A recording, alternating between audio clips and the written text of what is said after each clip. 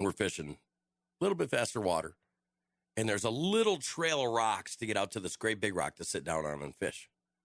So I turn around and I hear Maya yelling. I turn around and look, and she goes, "Look at Evel Knievel behind you." And here's my daughter. She had walked all the way out on those rocks to get out on the big rock. So she got out there and she caught a bass. She caught a 16-inch bass. Wow. Now that's pretty awesome. Way to go, little Anna. Well, she'll be 4 in a month. So I know. You know what I mean? I know. So at 3 years old, she's caught a 16-inch bass. And I mean, it was like all she could do. And then I got it. Fisherman. Well, I got it. And I was like, "This is awesome." And she's like, "Put it back with its family." You know, so hey, whatever. It was awesome, though. That's just awesome.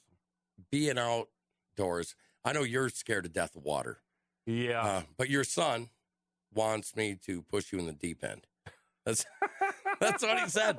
He's like, "I don't know why Dad's so scared of water. Can you like just push him in the deep end so he has to swim?"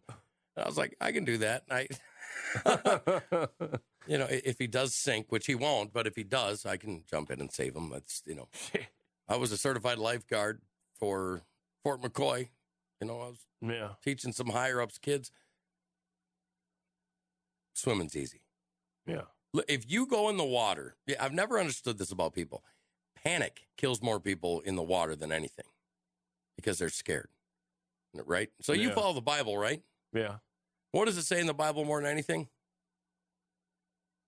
That you'll never be able to walk on water. No, it says, "Do not fear. Do not fear. Do not fear. Do not fear." Yeah. So you got to follow the Bible, right? Yeah. I'm going to trap you into this. So you may not fear the water, right? Yeah. I'm telling you, we're going to get you in there. No fear. And you're going to learn to have fun swimming. There's nothing better than water. Like, I love camping. But camping, when there isn't a place to go swimming, it's kind of like one of them. It's like you're cheating yourself. Yeah. You wouldn't know because you don't swim. But soon you will. You know what I'm saying? Yeah. All right. I want to ask you another thing. I'm not lying about this, folks. This is honest to God truth, and it's very, very concerning to me. Let's switch gears. You can make a joke if you want to, but it's really not a joking matter. But it's exposure. China, again. China reports the first human case of the H1N3 bird flu. So the start of all the viruses are going to start being now, huh? Yeah, well, I mean, even in the medieval times, the super diseases come out of China. Yep. Why is that? Is it because of their lifestyle? Is it because of their geographic location? Does the water change something? You know what I mean? This is everywhere. This is from Reuters. A 41-year-old man in China's eastern province of Jiangsu has been confirmed as the first human case of infection with a rare strain of bird flu known as H1N3, Beijing's National Health Commission said on Tuesday. Many different strains of bird flu are present in China, and some sporadically infect people, usually those working with poultry. There is no indication that H1N3 can spread easily in humans. But let me say this. This was never, ever supposed to be able to be transferred into humans because this was a bird flu. Literally, there's no known case ever of the H1N3 case spreading to a human ever. Ever until now. His condition is now stable and he's ready to be discharged. Investigation of his close contacts found no other cases. No other cases of human infection with H1N3 have been reported ever globally. Your thoughts, Mr. Gred? My thoughts, Mr. Hans? Yeah, your thoughts. My thoughts? I think everything comes out of China. All the diseases. I believe that they're bringing... I think they do this stuff intentionally. I think they've done it throughout history. They want to be the ones that everybody feels sorry for them.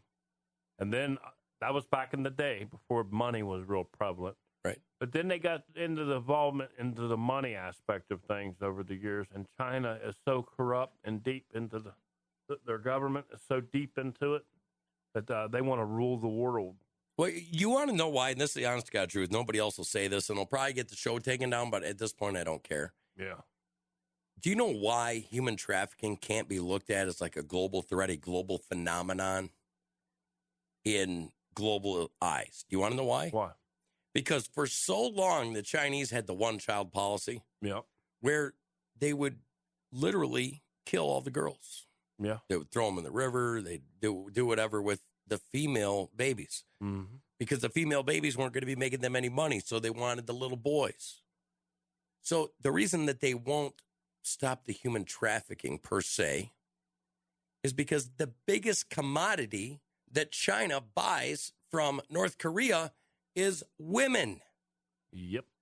That's the truth. It is. Women are human trafficked to China in forced marriages every day, all day long, over and over and over again. The big business owners. It is. It is. And because of that, in order for China to survive, it has to have females. The only way they can get females is buy them from North Korea. And we're not talking about them buying, 1, 2, 3, 4, 5. Yeah. Kim Libby says now China says they can have, they got a 3-children policy. However, because they have to start introducing the female human back in China. But until they do, you're never going to see this conflict among countries for human trafficking because it's an open practice with China and North Korea and other countries. Oh, yeah. You know what I mean? This happens all over the world, and it's going to continue to happen, and people that are in the position of power to change it are going to turn a blind eye because that's what they do. The biggest money grab for a lot of these governments. Oh, I mean, that's North Korea makes a lot of money doing that. They're not the only ones, but they are up there. One of the big ones. One of the big ones. Right. So it's sick. Roger Rabbit says the description sounds like a zoo breeding program for pandas, and that's pretty much what it is. Yeah. Women are treated horribly. Yep. Horribly. And they're North Korea women, so nobody really cares. Yep. That's pretty much what they look at. To keep women in check in North Korea, if they get pregnant while in a work camp, and usually they're being raped by the work camp guards, they will feed the baby to rabid dogs after it's born to teach a lesson. Yes, Kim says, let's not forget about organs. But yeah, I mean, all this stuff comes out of there. Everything that we consider human etiquette, human rights. Yeah. They don't care about over there. But anything we consider inhumane, that's what China does. Well, they're a developing country, so leave them alone. Oh, yeah. Developing evil. Yep. It is. And I think that people need to stop pussyfooting around, start being American. Yeah. We're rebels. And say it the way it is. That's the way that it is. And it is. China is buying women from North Korea. It's pure evil. Evil. And it's total totalitarianism. Totalitarianism. I thought you were going to make a new word. I was going to. And I thought, no, I already made my word for the day. Well, I mean, yeah. So I'm just sick of this. Maybe the UN needs to step in if this is happening. Yeah, good luck with that. They're involved too, I believe. Well, probably. But what I'm saying is if the UN is doing good, I mean, they haven't said anything really about the genocide going on over there. Yeah. But if they're constantly coming up with these pandemics and epidemics and, It's all Agenda 2130. Well, maybe the UN needs to step in and say, hey, you know what? There's the rest of the world that we need to worry about. Yeah. Fix it. Or we'll fix it. It'll never happen. They'd never do that. Nah. They'd never do that. No. China's their lapdog.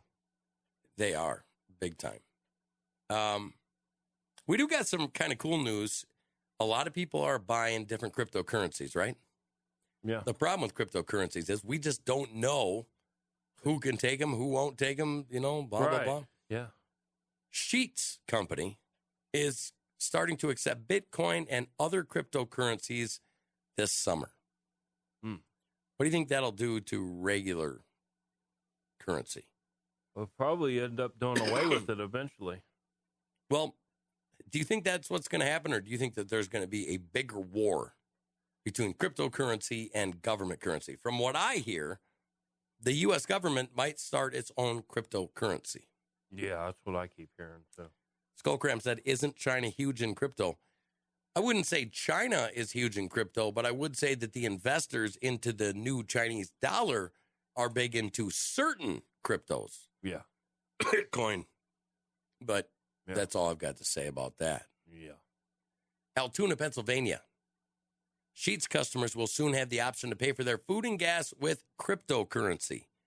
The convenience store chain will accept Bitcoin, Dogecoin, Litecoin, Ether, and other forms of cryptocurrency starting this summer. Plans are in the works for cryptocurrency to work at gas pumps later on this year. They will be partnering with digital payment company Flexa to make this happen. What do you think? I saw it coming. I mean, we seen it in the headlights 2 years back. I knew it was coming. I'm a Safe Moon guy. I like Safe Moon cryptocurrency. So check this out. There's only so much that you have of any Bitcoin, Oh, yeah. right? Unless it's Dogecoin, and I think they're unlimited. Yeah. But that's too much. Yeah. Because then you have nothing to base it off of, right? Yep. So you have Safe Moon that kind of came in the middle. And here's what happens. If somebody was to go in and buy up a whole bunch of Safe Moon, and then they wanted to drive the price down like they would with any other cryptocurrency, they would just buy a bunch of it and then sell it, drop it all, wait for the price to drop, and then buy all of it back up as much as they could. And then when it got back up there, they'd make a lot of money. Right. Well, here's what Safe Moon did. Safe Moon has decided that if you buy it, every time you sell it, you can sell it and half of its worth goes back into the other owner's pocketbook. And then half of it's gone. Wow. Do you understand what that means? Yeah.